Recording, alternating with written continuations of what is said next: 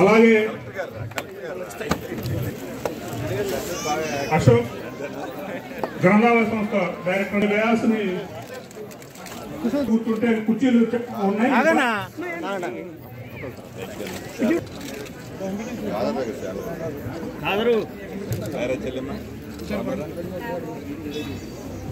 అమ్మా ఎదురు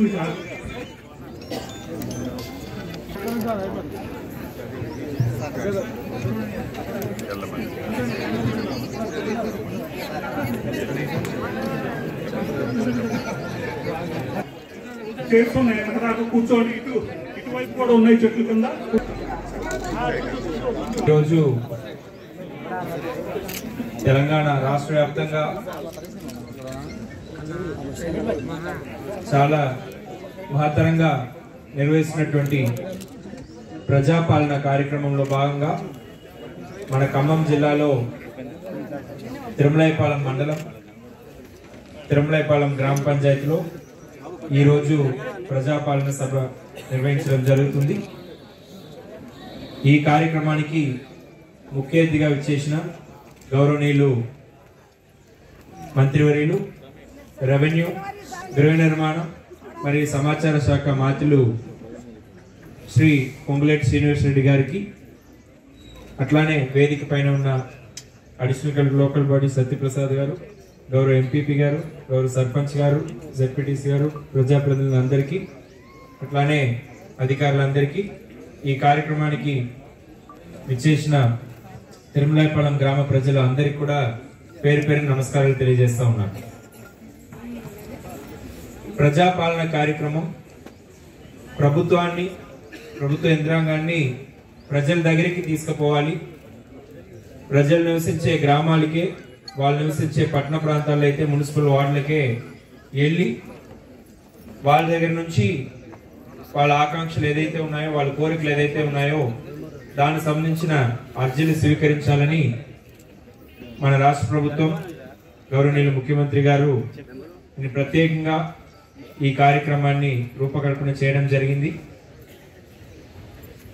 దీనికి సంబంధించి ప్రభుత్వం ఏదైతే 6 గ్యారెంటీస్ దానికి సంబంధించి ప్రత్యేక అప్లికేషన్ ఫార్మ్ కూడా ప్రభుత్వమే డిజైన్ చేసి మొన్ననే గౌరవ ముఖ్యమంత్రి గారు, ఉప ముఖ్యమంత్రి గారు, మంత్రివర్యులు అందరూ కూడా హైదరాబాద్ లో లాంచ్ చేయడం జరిగింది. ఈ అప్లికేషన్ ఫార్మ్స్ మీ అందరికి కూడా వచ్చినాయా? మీరేమైనా కొనుక్కోవాల్సి వచ్చిందా? ఎట్లా వచ్చింది? మీరు ఎక్కడ పోయి తీసుకున్నారు అప్లికేషన్? మీ ఇంటికే వచ్చింది. ఓకే, సో ఎలాంటి ఇబ్బంది లేదు. అందరు నింపుకొని వచ్చారు ఫారం లో. రైట్. సో మీకు నింపుకోవడానికి కూడా ఇక్కడ కూడా మీకు సహాయ కేంద్రాలు కూడా పెట్టాం, హెల్ప్ డెస్క్ కూడా పెట్టడం జరిగింది.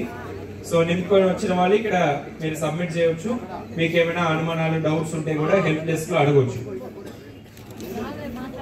ఈ సభ నిర్వహిస్తున్నాం కాబట్టి సభలో మొట్టమొదటిగా ముఖ్యమంత్రి గారు సందేశం అనేది చదవాల్సి ఉంటుంది. అది మీకోసం నేను చదివి వినిపిస్తాను. ప్రజాపాలన ముఖ్యమంత్రి సందేశం. అందరికీ నమస్కారం.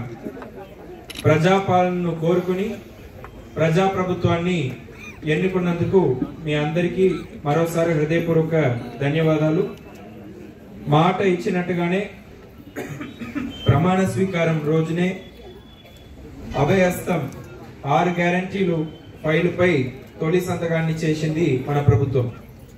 కొలువు తీరిన 48 గంటల్లోనే తెలంగాణ ఆడబిడ్డలను ఆడబిడ్డలకి ఆర్టీసీ బస్సుల్లో ఉచిత ప్రయాణం, అర్హులైన వారందరికీ రాజీవ్ ఆరోగ్యశ్రీ 10 లక్షల వైద్యం సాయం గ్యారెంటీలను అమలు చేసి చరిత్ర సృష్టించింది. అదే సంకల్పంతో మిగిలిన గ్యారంటీలను కూడా నెరవేర్చేందుకు ప్రజాపాలన కార్యక్రమానికి మన ప్రభుత్వం శ్రీకారం చుట్టిందని తెలియజేసేందుకు గర్విస్తున్నాం. చివరి వరుసలో ఉన్న పేదవారికి కూడా సంక్షేమ పథకాలు అందినప్పుడే ఈ రాష్ట్రం, దేశం అభివృద్ధి చెందుతుంది. ప్రజాపాలన ఉద్దేశం నిస్సహాయులకి సాయం చేయటమే. స్వయంగా ప్రభుత్వమే ఇవాళ మీ ఊరికి, మీ ఇంటికే వచ్చింది. మహాలక్ష్మి, రైతు భరోసా, గృహజ్యోతి, ఇందిరమ్మ ఇల్లు, చేయూత పథకాల కోసం అర్హులైన ప్రతి ఒక్కరూ నుంచి దరఖాస్తులు స్వీకరిస్తుంది. ఈ మహత్తర అవకాశాన్ని మీ అందరూ సద్వినియోగం చేసుకుంటారని, ప్రజాప్రభుత్వం తలపెట్టిన సంక్షేమ యజ్ఞంలో భాగస్వామ్యం అవుతారని కోరుకుంటున్నాను.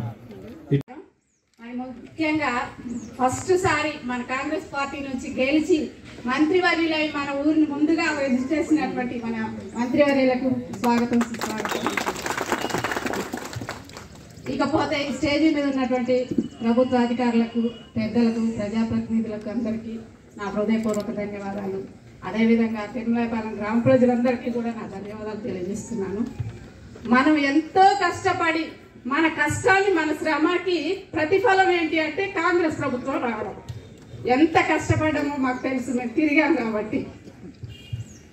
అయితే మన ప్రతిఫలం మనకి ఈరోజు దక్కబోతుంది. అది ఏ విధంగా అంటే ఈ వల్ల ప్రజాపాలన అంటే ప్రజల వద్దకే పాలన. అంటే మన ఇంటికి ఈరోజు అప్లికేషన్ ఫామ్ ఎలా వచ్చిందో ఇక మీదట మన ఇంటికే వస్తుంది అనమాట పాలన. ఏదైనా మన ఇంటికి వస్తుంది. ఇంతకు ముందు మనం ఆఫీసుల చుట్టూ తిరిగి ఆసార్లు తిరగాల్సిన అవసరం లేదు. మనకి ఇప్పుడు ఏది కావాలన్నా మన ఇంటి ముందుకు ప్రభుత్వం పంపిస్తుంది. ఆ విధంగా మనం మన పార్టీని గెలిపించుకున్నాము, మన ఇంటికి పాలన తెచ్చుకున్నాము. అయితే ఇప్పుడు ఈ పాలన వచ్చిన ప్రజాపాలన అంటే మనకి 6 గ్యారంటీ స్కీముల ద్వారా మన పాలన వచ్చింది అని అర్థం. ప్రజాపాలనలో ఫస్ట్ ఎవరికి ప్రియారిటీ ఇచ్చారండి? మహిళలకు ఇచ్చారు. మహిళలతోనే మొత్తం సాధ్యమవుతుంది అని మన పార్టీ గుర్తించి మనకి ఫస్ట్ ప్రియారిటీ ఇచ్చారు. అది ఏంటి అంటే మహాలక్ష్మి పథకం అండి. మహాలక్ష్మి పథకంలో ప్రతి మహిళకి 2500 రూపాయలు ప్రతి నెల ఇస్తున్నారు. అంటే మహిళ ఎంత కష్టపడుతుంది, తనకి అవి మన ఖర్చుల నిమిత్తము ప్రతి నెల 2500 మన అకౌంట్ లో వేస్తున్నారండి. దాని వల్ల నాకు చాలా ఆనందంగా ఉంది. ఎందుకంటే నేను చేసే కష్టానికి ఈ 2500 తోడవుతుంటే నేను చాలా వరకు నెట్టుకు రాగలను నా కుటుంబాన్ని అనే ఆనందం వ్యక్తం చేస్తున్నాను. తర్వాత రెండోది రైతు భరోసా అండి. రైతుల కష్టాన్ని కూడా మన ప్రభుత్వం గుర్తించింది. సంవత్సరానికి 15,000 రూపాయలు రైతులకు భరోసా అండగా ఇస్తున్నారండి. గుర్తించి మనకు ఉన్నటువంటి సమస్యను గుర్తించి ప్రభుత్వం మనకి ఇందిరమ్మ ఇళ్లకు 5 లక్షల రూపాయల ఆర్థిక సహాయంతో మనకి ఇల్లు కట్టించబోతున్నారండి. దీనికి మీరు అందరూ కూడా కృతజ్ఞతగా తెలియజేయాలని గుర్తు చేస్తున్నారండి. తర్వాత ఇంక 4వదండి గృహజ్యోతి, కరెంటు బిల్లులండి. ఎన్ని కరెంటు బిల్లులు కడుతున్నాం మనం. నాకు ఈ నెల ఇంత వచ్చింది, ఈ నెల ఇంత వచ్చిందని బాధపడుతున్నాం. మన సమస్యను గుర్తించి మన ప్రభుత్వం మనకి 200 యూనిట్ల వరకు ఫ్రీ కరెంట్ ఇచ్చారండి. దీనికి కూడా మీరు చప్పట్లతో కృతజ్ఞత తెలియజేయాలి. అదేవిధంగా 5వది చేయూత. ఇప్పటి వరకు మనకి 2,000 రూపాయల పెన్షన్ వస్తుంది. ఆ 2,000 సరిపోవట్లేదు అని గుర్తించిన మన ప్రభుత్వం 4,000 రూపాయలు ఇస్తున్నారండి. దీనికి నాకు శిరస్సు వచ్చి ధన్యవాదాలు తెలియజేస్తున్నానండి. నేను ఒక ఒంటరి మహిళనండి. నాకు ప్రతి నెల 4,000 రూపాయలు పెన్షన్ వస్తుందంటే నేను సంతోషంగా బ్రతకడానికి నాకు ప్రభుత్వం ఆసరా ఇచ్చిందండి. దీనివల్ల నేను చాలా సంతోషం వ్యక్తం చేస్తున్నాను. ఈ ప్రభుత్వం ఇచ్చినటువంటి 6 గ్యారెంటీల అభయాస్తాన్ని ప్రభుత్వం మంచిగా మనందరికీ అందించాలని కోరుకుంటూ ఈ అవకాశం ఇచ్చిన మీ అందరికీ ధన్యవాదాలు తెలియజేస్తున్నాను. సభకు నమస్కారం. ముందుగా నా ఆడబిడ్డలకు, అన్నదమ్ములకు సంవత్సర శుభాకాంక్షలు. వేదిక మీద ఉన్న కలెక్టర్ గారు, అసిస్టెంట్ కలెక్టర్ గారు, ప్రభుత్వ ఉద్యోగులు, ప్రజాప్రతినిధులు, ప్రింట్ అండ్ ఎలక్ట్రానిక్ మీడియా మిత్రులు, నా అన్నదమ్ములు, ఆడబిడ్డలు, నా కుటుంబ సభ్యులందరికీ మనస్ఫూర్తిగా హృదయపూర్వక నమస్కారం.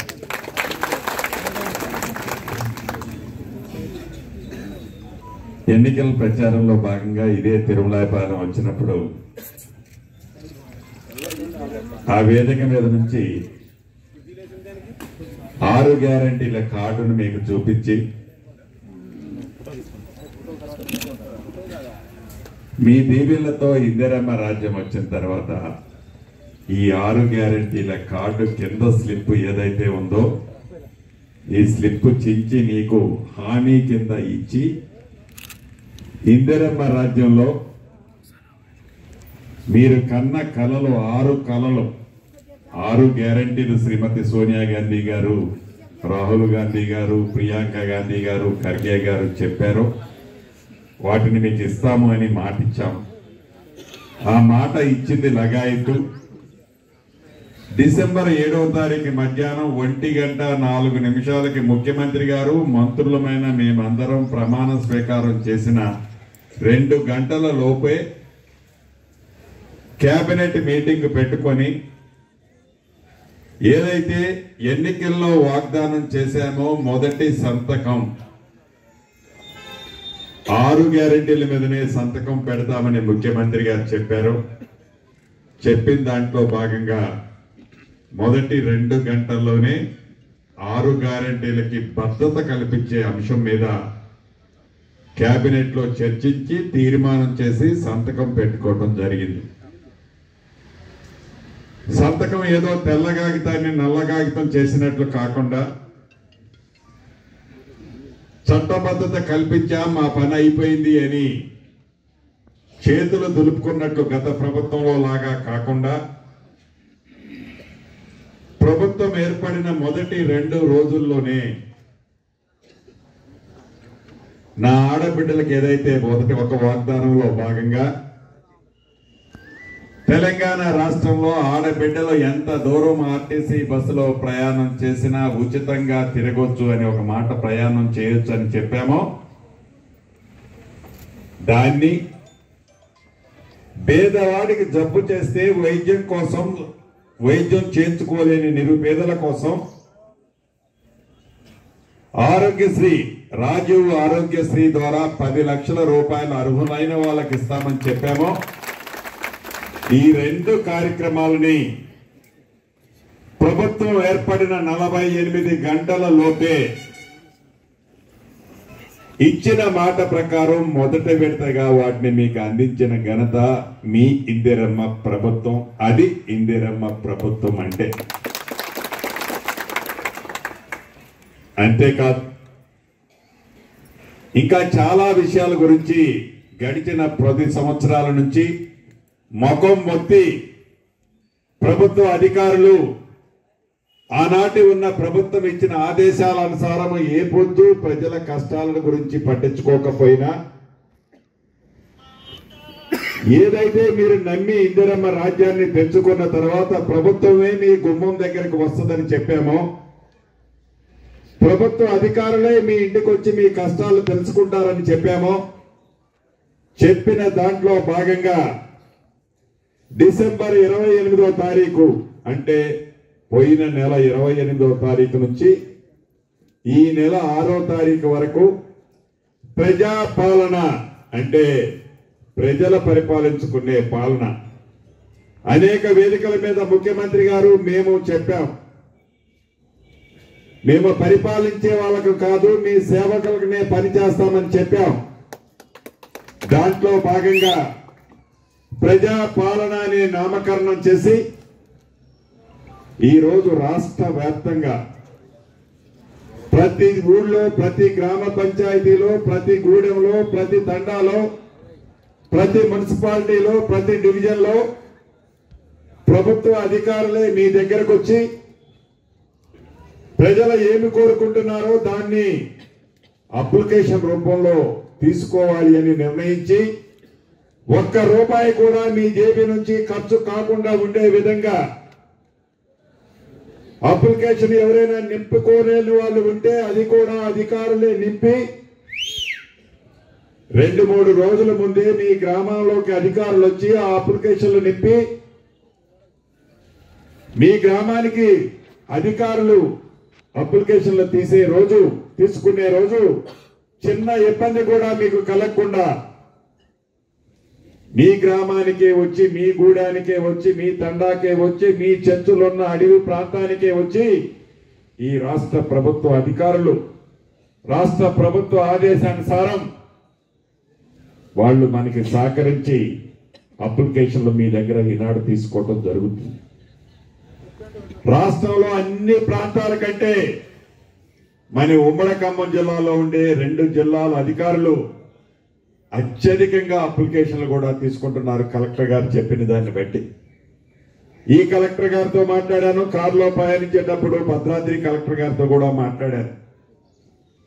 సుమారు ఇప్పటి వరకు ఏదైతే ప్రజా పాలన జరిగిన గ్రామాలలో 1,34,000 మంది ఇళ్ళు హౌస్ హోల్డర్స్ ఉన్నారు. ఈ 1,34,000 మంది హౌస్ హోల్డర్లలో 1,26,000 మంది వారి అప్లికేషన్లు వారికి కావాల్సిన వాటి గురించి ఇవ్వటం జరిగింది. అంటే సుమారు 94-95% అప్లికేషన్లు ఈ ఉమ్మడి ఖమ్మం జిల్లాలో ఈనాడు అందుతున్నాయి. దానికి ముందు ఆ కలెక్టర్ గారు చెప్పిన దాన్ని బట్టి అక్కడ 70-75% అప్లికేషన్లే వస్తున్నాయి. ఈ అప్లికేషన్లు ఏదైతే మీ దగ్గర తీసుకుంటున్నామో అది ఇళ్ల కోసం కానీ, నా ఆడబిడ్డల్ని భరోసా కల్పించే దాంట్లో మహిళా చైతన్య కార్యక్రమంలో భాగంగా ప్రతి ఆడబిడ్డకి అర్హులైన వాళ్ళకి 2,500 రూపాయలు ఇచ్చే కార్యక్రమం కానీ, రైతులకి రైతు భరోసా కార్యక్రమం కానీ, కౌలు రైతుల విషయంలో కానీ, ఇలా మీకు ఇచ్చిన ఆప్షన్స్ చాలా ఉన్నాయి. వాటన్నిటినీ క్రోడీకరించుకొని అధికారులతో చర్చించి మీరు కన్న కలలు ఇప్పటికే ఏ ఊర్లో పైన అంటుంటారు, అయ్యా ఆనాడు ఇందిరమ్మ ఇండ్లు ఇచ్చిన దాంట్లోనే నేను ఉంటున్నాను అని. ఆ నమ్మకం మీరు ఏదైతే ఒక భరోసా ఉందో మీ గుండెల్లో, మీకున్న భరోసాని నింపే దాంట్లో భాగంగా ఇల్లు ఇచ్చే కార్యక్రమం కానీ, పెన్షన్ ఇచ్చే కార్యక్రమం కానీ, నా ఆడబిడ్డకి మరింత బలోపేతమయ్యే విధంగా సహాయం ప్రతి నెల ఇచ్చే దాంట్లో కూడా ఈనాడు అప్లికేషన్లు తీసుకొని వాటిని కంప్యూటర్లో ఫీడ్ చేసి యుద్ధ ప్రాతిపదికన మీకు ఇచ్చే మాటల్లాగా కాకుండా గతంలో మేము ఇచ్చిన వాటిని చేతల రూపంలో ఇప్పటికే కొన్ని చేసి చూపించాం. మిగతావి కూడా ధనిక తెలంగాణ రాష్ట్రాన్ని అప్పుల పాలు చేసి ఆ అప్పు కూడా అంతో ఎంతో కాదు. ఏదో అప్పు చేశారంటే అందరం అనుకున్నాం 1 కోటి 1,00,000 కోట్లు అప్పు చేశాడేమో అనుకున్నాం. 1,00,000 కోట్లు కాదు. మన అందరి నెత్తిన భారం ఎంత పెట్టాడంటే ఆ మహానుభావుడు ఇంటి దగ్గర కూర్చున్న మహానుభావుడు మాజీ ముఖ్యమంత్రి గారు 6,71,000 కోట్లు కొట్టి అప్పులు చేసి సంపద కూడగట్టాను, ఆస్తులు కూడగొట్టానని చెప్తున్నారు. మొన్న అసెంబ్లీలో మీరు అందరూ కూడా వినుంటారు. ఏం ఆస్తులు కూడగొట్టారో చెప్తా లిస్టు. ఏం ఆస్తులు కూడగొట్టారంటే ఆనాడు దివంగత నేత రాజశేఖర రెడ్డి గారు ఉన్న ఇల్లు సరిపోదని, ఉమ్మడి ఆంధ్రప్రదేశ్ కి ముఖ్యమంత్రిగా ఉన్న ఇల్లు సరిపోదని పేదవాడికి డబుల్ బెడ్రూమ్ ఇల్లు ఒక పెద్ద ఉండటానికి ఒక పెద్ద బిల్డింగ్ కట్టుకున్నాడు. అంతేకాదు 4 సంవత్సరాలు రాష్ట్రం విడిపడడానికి ముందు 2 సంవత్సరాల ముందే సెక్రటేరియట్ లో అప్పుడు ప్రభుత్వమే అద్భుతమైన బిల్డింగ్లు కట్టింది సెక్రటేరియట్. ఆ సెక్రటేరియట్ ని మొత్తాన్ని కూలగొట్టి తాజ్మహల్ లాంటి సెక్రటేరియట్ ని కడతానని చెప్పి కట్టాడు. అది ఏందయ్యా అంటే ఆయన సంపాదించిన రాష్ట్ర ప్రభుత్వ సొమ్ముతో కాదు, రాష్ట్రాన్ని తాకట్టు పెట్టి చేసిన అప్పులతో కట్టాడు ఆ సెక్రటేరియట్. అంతేకాదు ఇప్పుడు మన ఖమ్మం కలెక్టరేట్ ఉంది. ఉమ్మడి ఖమ్మం జిల్లా ఖమ్మం కలెక్టరేట్ ఉన్నప్పుడు సరిపోయే కలెక్టరేట్ సరిపోదట. ఆ కలెక్టరేట్ ని పక్కన పడేసి మళ్ళీ అప్పు చేసి అద్భుతమైన కలెక్టరేట్ ని కట్టారు. ఒక ఖమ్మంలోనే కాదు, అన్ని చోట్ల కట్టారు. ఈ ఆస్తులు మనందరికీ ఇచ్చాడు. ఈ ఆస్తులతో బతకమంటున్నాడు. పేదవాడికైతే ఇల్లు కట్టిలా, ఒక కొత్త పెన్షనీలా, కొత్త రేషన్ కార్డీలా. ఇది 6,71,000 కోట్లు అప్పు చేసి సంపాదించిన ఆస్తి ఏంటయ్యా అంటే వెనక చెప్తారు. మీసాలకు సర్పంగం రాసుకొని చూడు మా తాతది, మా ముత్తాతది, మా ముత్తాతది అని కథలకు చెప్పుకోవడం తప్ప కడుపు కాలే పేదవాడి కష్టాన్ని గత ప్రభుత్వం పట్టించుకోలే. ఈ ప్రభుత్వం అలా కాదు. మేము పరిపాలకులం కాదు, సేవకులకనే ఉంటాం, సేవకులకనే మీకు పనిచేస్తామని ముఖ్యమంత్రి గారు మేము చెప్పాం. ముఖ్యమంత్రి గారు ఆయన కట్టిన ఇంట్లో లేడు. అది ప్రజా వాణి కార్యక్రమం. అంటే పేదవాళ్ళు వచ్చి ముఖ్యమంత్రి గారికి అప్లికేషన్ ఇవ్వడానికి వచ్చే భవనంగా దాన్ని ఉండి కట్టించిన ఉండటానికి ఇల్లుని దానికి పెట్టాం. ముఖ్యమంత్రి గారు ఆయన సొంత ఇంట్లోనే ఉంటాడు, నేను నా సొంత ఇంట్లోనే ఉంటా. ఇంకా మంత్రులు చాలా మంది సొంత ఇంట్లోనే ఉంటారు. ప్రజల కోసం, ప్రజలకు ఇచ్చిన మాట కోసం అప్పంటూ చేస్తే అది ప్రజలకు చెందే విధంగానే ఉండే విధంగా ఈ ప్రభుత్వం ఉంది. మేడిగడ్డకు పోయాను నిన్న, లేదు 2 రోజుల ముందు.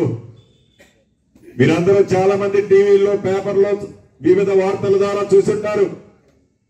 ఆ మేడిగడ్డ దగ్గర పోయి చూస్తే కడుపు తరుక్కుపోతుంది. ఏం చేశారంటే ఆ గోదావరిలో ఆనాడు రాజశేఖర రెడ్డి గారు ఏదైతే ప్రాణహిత చేవెళ్ల ప్రాజెక్టుని చేపట్టి ఆ ప్రాజెక్టు ద్వారా నీళ్ళిద్దామని అప్పటికే 11,000 కోట్లు ఖర్చు పెట్టారు. 38,000 కోట్లు ఖర్చు అవుతుంది. సుమారు 14 లక్షల ఎకరాలు కొత్త ఆయకట్టు వస్తుందని దాన్ని పక్కన పెట్టి నాకుండాలి, నా పేరుండాలని ఏకైక ఒక దురుద్దేశంతో, నా పేరు చెప్పి కొన్ని సంపాదించుకోవాలని ఒక తాపత్రయంతో కాళేశ్వరం ప్రాజెక్టుని చేపట్టి నీళ్లు కిందకు పోయిన నీళ్ళని 6 లిఫ్ట్ చేసి మధ్యలో ఒక డ్యామ్ కట్టి దీంట్లో పోసి 7 లిఫ్ట్ చేసి మళ్ళీ పైన కట్టి, అంటే నీటిని ఎదురెక్కించి, ఈ ఎదురెక్కించే దాంట్లో 3 డ్యాములు కట్టారు. 3 డ్యాముల్లో ఇప్పటికే 2, ఒకటి కుంగిపోయింది, రెండోది క్రాకులు ఇచ్చింది, మూడోది కూడా కుంగిపోవడానికి సిద్ధంగా ఉంది. ఇది వారు సంపాదించి తెలంగాణ ప్రజలకి గత ప్రభుత్వం మనకిచ్చింది. కుండలున్నాయి, అన్ని ఆ కుండల్లో నిధులున్నాయని అనుకున్నాం మేము కూడా. తీరా చూస్తే ఆ కుండల్లో నిధులు లేవు కదా, కనీసం తాగటానికి మంచినీళ్ళు కూడా లేకుండా ఖాళీ చేసిపోయింది గత ప్రభుత్వం. ఇప్పుడు ఏమంటున్నారా అంటే అప్పులు చూపించి ఇందిరమ్మ రాజ్యంలో ఏదో మాట ఇచ్చింది తప్పుకోవాలని చూస్తున్నారని ఒక కారు కోతలకు వస్తుంది గత ప్రభుత్వంలో ఉన్న నాయకులు. మీలాగా నీతి మాలిన పని ఈ ప్రభుత్వం చేయదు. మనసుంటే మార్గం ఉందన్నట్లు చిత్తశుద్ధితో ప్రజలకు చిచ్చిన మాటను నెరవేర్చే దాంట్లో భాగంగా ఈనాడు ఈ ప్రభుత్వం ఉంది.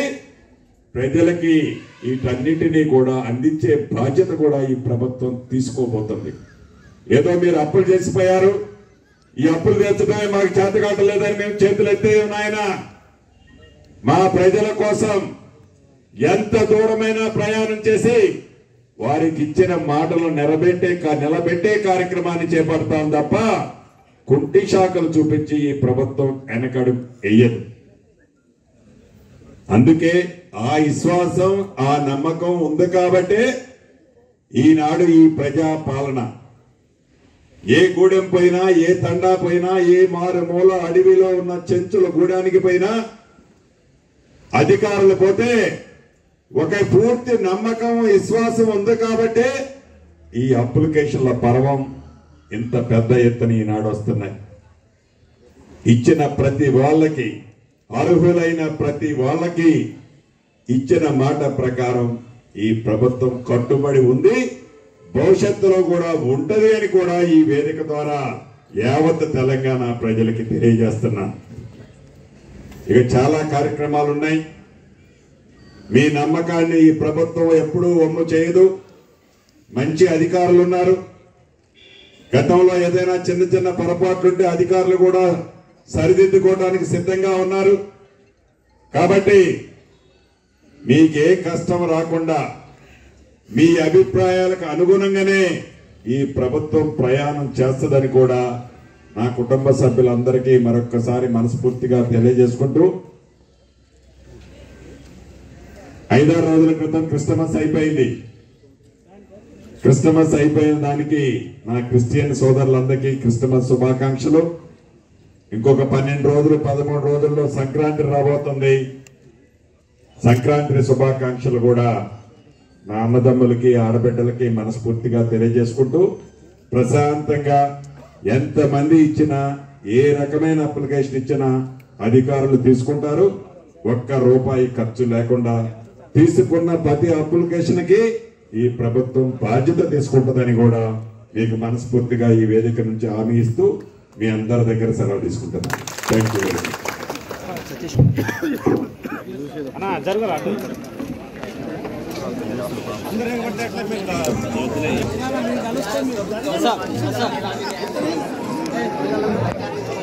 మహేష్